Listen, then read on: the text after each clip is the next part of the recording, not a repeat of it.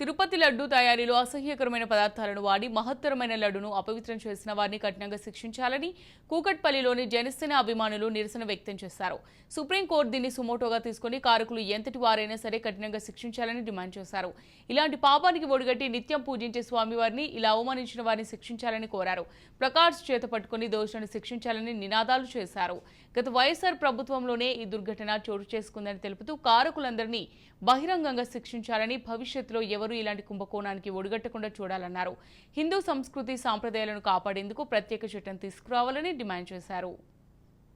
తిరుపతి అనేది ఒక అత్యంత పేరుగాంచిన ప్రదేశం. అటువంటి తిరుపతిలో వెంకటేశ్వర స్వామి తర్వాత మనకి ప్రీతిపదమైనది ప్రసాదం. ఈ ప్రసాదంలో అభ్యంతరకరమైన వాడే నెయ్యిలో అభ్యంతరకరమైన పదార్థాలు వాడడం, అలాగే ఆ పదార్థాల్లో జంతు అవశేషాలు ఉండడం సహించరాని దుర్ఘటన.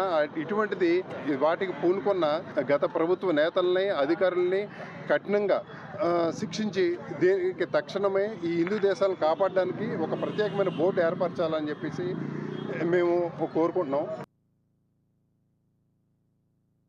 వైసీపీ గవర్నమెంట్ మన వెంకటేశ్వర స్వామి తిరుపతి మీద చేసిన దాడికి అది రాజకీయంగా చేసింది, మన మత ప్రచారకంగా చేసింది, అన్ని విధాల దాడి చేసి ఈవెన్ మన అత్యంత పవిత్రంగా పూజించే ప్రసాదం మీద వెంకటేశ్వర ప్రసాదం దీన్ని మన ప్రైమ్ మినిస్టర్ కానీ, మన ప్రెసిడెంట్ గారికి కానీ, మన అగ్ర నాయకులకు, ఈవెన్ అయోధ్య రాముడికి కూడా ఈ ప్రసాదం వెళ్ళింది.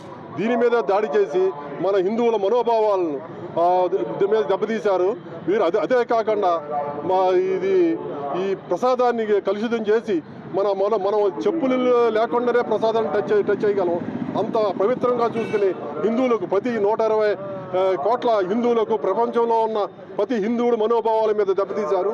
వీరిని సుప్రీంకోర్టు సుమోటోగా తీసుకుని ఈ కేసును సిట్టింగ్ జడ్జి జరిపించి ఇందులో నిందితులైన వ్యక్తులను కఠినంగా శిక్షించాలని, హిందూ ధర్మాన్ని, హిందువుల యొక్క ఐక్యతను కాపాడాలని, హిందువులకి ఒక ప్రత్యేక బోర్డు కూడా కావాలని, హిందూ దేవాలయాన్ని రక్షించాలని, మన సనాతన ధర్మాన్ని కాపాడాలని మనం కోరుకుంటూ